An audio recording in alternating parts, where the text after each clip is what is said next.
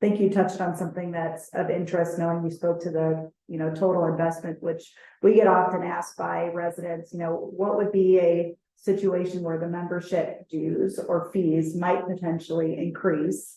And there's an understanding there isn't a crystal ball that, gives an accurate prediction Sure. as to what to expect.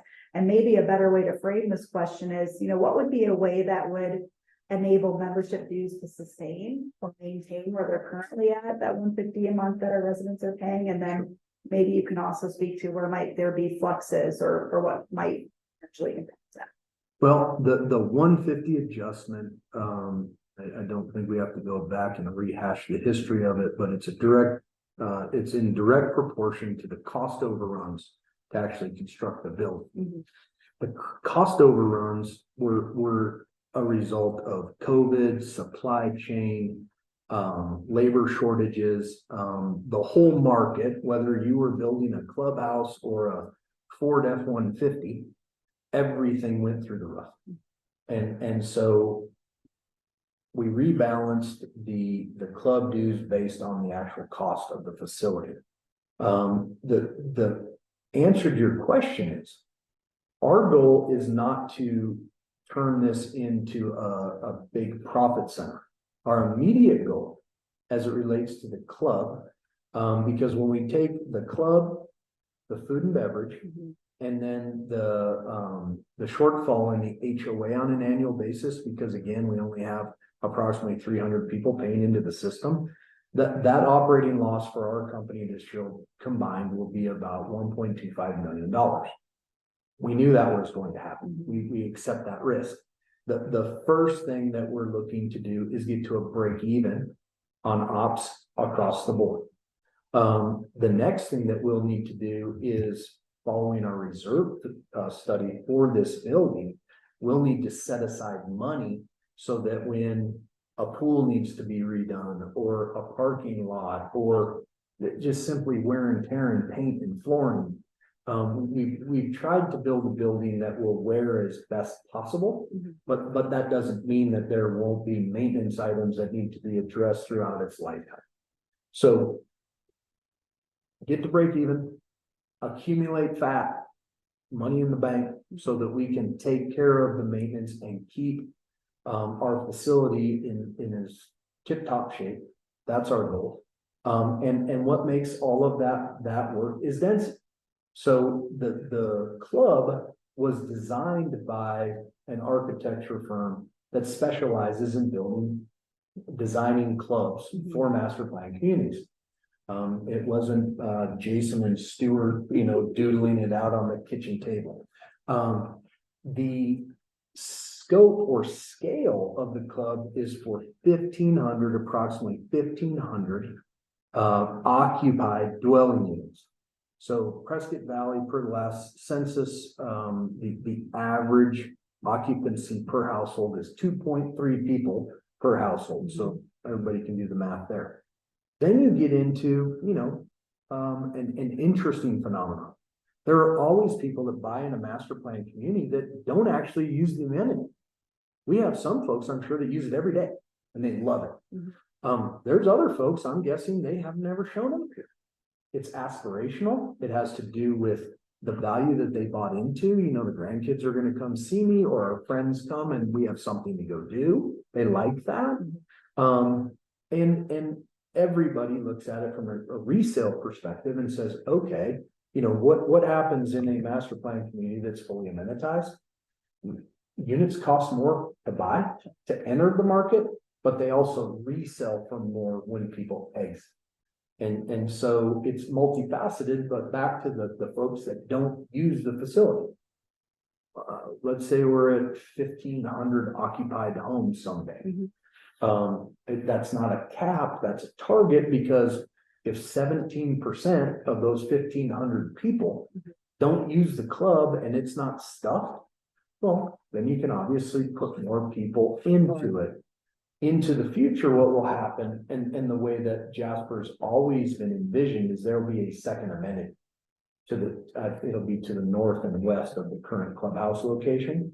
There's another great location for an amenity. The question becomes, what is that amenity? the answer will be from our customers. Sure. You know, we don't need more pickleball courts, or we do. Mhm. How come you don't have sand volleyball? We're not building a golf course, you know that.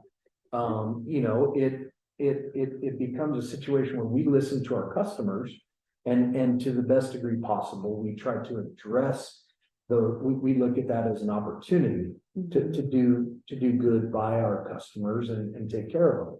And then the last thing I'd end with on that subject is it will be a situation where if you are in Jasper, you would go to the amenity that you want to go to. Sure.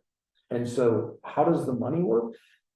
Scale is all of our friends. It's my friend as well as the first person that moved in. How does inflation go in the marketplace? Who knows? None of us know that. That's all our risk.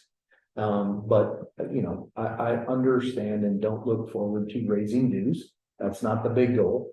Conversely, you know, in this world, do we see dues going down? I'm just going to say very, very doubtful. Right. I wish I didn't go to lunch and pay $42 at Colts yesterday for 2 hamburgers. I don't think it's getting cheaper. I wish fuel was cheaper. I wish a lot of stuff. But at the end of the day, I don't want to make light of it, but I want to be very honest and direct. To think that club dues are going to go down over the course of time is the proverbial 1% chance, in my opinion. I don't see any of my costs running this business going down on a month-to-month basis right now, and they've only been climbing for the last 4 years. That, I think, context that you provided is super helpful for folks to understand too, and so I appreciate you giving us a little bit of that additional detail. What came up for me as you were talking is we obviously know there's certain phases in Jasper that are exempt from the requirement to pay into the amenity. Can you speak a little bit to the plan and kind of the thoughtfulness around that decision making? It's been super interesting, actually. So the original thought process is that east of Jasper Parkway extended. The Jasper Parkway basically runs our eastern, not on our border, inside our land, but runs north to south throughout the project. We have 3,450 units approved, right? So if we think that about 1,500 units fills up this club facility, there's the potential for overcrowding, one. But really the focus was to create a buffer between ourselves and Granville. I'll try to be as polite as possible. This project, from a conventional perspective, has no marketing window. Our first marketing window will be when we have signage on Highway 69 at Jasper Parkway, which will occur so that people know at the Stone Ridge traffic signal present. So to the south at that intersection will be Stone Ridge Drive. To the north will be Jasper Parkway. We'll have monument signage on our corner. And that will be the first time that someone can just be driving through the community and see what's Jasper. Never heard of it before. I still meet people that don't know where Jasper is, which is fine. I see that as good. But Jasper Parkway basically traverses the whole project on the east side, and between Jasper Parkway and Granville property line, we felt the need to have a buffer. And so what am I talking about? I'm talking about from a price point perspective. If we could build a cheaper house, because the house and the lot, when it's sold to the buyer, it's a combo package, right? You can't buy lots, you can buy a house. So if we have a cheaper unit available to folks with an option to join our club until such time as we're full, and then that option will go away, that made sense from a marketing perspective. Interestingly enough, what we're seeing is because someone buys a cheaper house doesn't mean they have less money.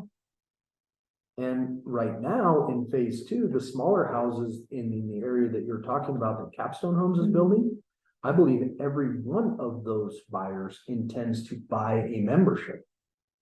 into the future, what that person or person is going to have to do. They'll have to sell their house over there if they want to absolutely be in this community and enjoy all the amenities. Sure. So that's on purpose. We're trying to create, it's a menu. You know, you've got to have some chicken wings and some cheeseburgers. And so that's what we're trying to accomplish. So far, we're accomplishing the cheaper price point, but everybody wants to be a member of the club. I didn't expect that. I expected that those folks would not want to be a member of the club. But that tells me that we're selling the club at a value that, you know, they have to pay more than a Jasper proper resident. They're seeing it as a value. One of the first customers came from Prescott Lakes in that subdivision. And, you know, we've been waiting actually for folks around the marketplace to move into Jasper. I think that it's just taken a long time because we haven't marketed anything and we're not visible. We have no marketing window. For people to find us, stumble in. And then the other thing is traditionally, the amenity gets built quite a bit later. It doesn't get built in conjunction with the phase one. And so people, you know, maybe they heard about the club and heard about the lifestyle that we built, wander over here and go, holy cow, I didn't know this. And you know, how they make a decision. Because from a conventional perspective, nobody from Prescott would move to Prescott Valley. You know, that's history. Sure. And so that was one of the, I guess, barriers that we were looking to break through with our concept here is that, you know, it's Century Alpine County. It's not Prescott Valley or Prescott. And a new resident listening to this goes, what the hell is it talking about? They don't. But there's a huge rivalry historically. And we've been successful in piercing that rivalry. And that's something we're very proud of, actually. You know, there's not a gate on this community. Why? We don't like them. Now, I'm not going to tell you that there will always never be a gate, but if we will default to no gates versus gates, that's not conventional.